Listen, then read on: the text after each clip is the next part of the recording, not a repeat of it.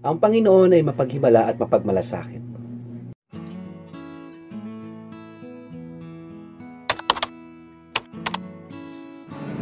Ang mabuting balita ng Panginoon ayon kay San Mateo. Noong panahong iyon, samantalang nagsasalita si Jesus, may dumating na isang pinuno ng mga Hudyo. Lumuhod ito sa harapan niya at ang sabi, "Mamatay lang po ng aking anak na babae. Ngunit sumama lamang po kayo sa akin at ipatong ang inyong kamay sa kanya, ay mabubuhay siya." Tumigil si Jesus at sumama sa kanya. Ngayon din ang kanyang mga alagad.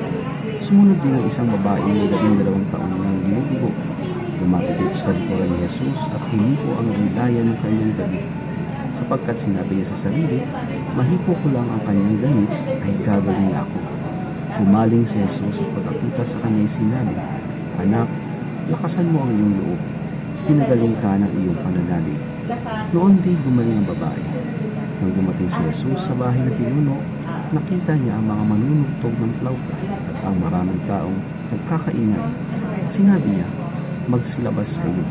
Hindi patay ang bata, natutulog lang." At siya'y pinagtawanan nila. Ngunit nang makalabas na ang mga tao, pumasok siya.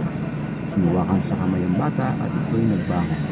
At ang balita tungkol sa pangyayaring ito ay kumalat sa buong lupain yaon. Ang mabuting balita ng Panginoon. Pinupuri ka namin, Panginoong Jesucristo. Dalawang himala sa loob ng isang araw, sa loob ng isang pagkakataon. Dito ay pinapakita ng ating pong ebanghelyo ang napaka-importanteng mensahe ng ating pong pananalig sa ating pong Panginoon, na kung saan sa ating pong pananalig, it grants us access to the power of God and it grants us access to the love of God. Kaya kung ikaw mismo ay nasa rock bottom ng inyo pong buhay, katulad ng babaeng 12 taong dinudugo, huwag ka mawala ng pag-asa, sapagkat ang sino mang lumalapit sa Panginoon ay hindi nabibigo. Katulad din naman ni Jairo, na kung saan ay sa kabila ng kanya pong mataas sa katungkulan, ibinaba niya ang kanyang sarili, sapagkat alam niya na ang kanyang katungkulan sa sinagoga ay walang magagawa, pero si Jesus ay merong magagawa.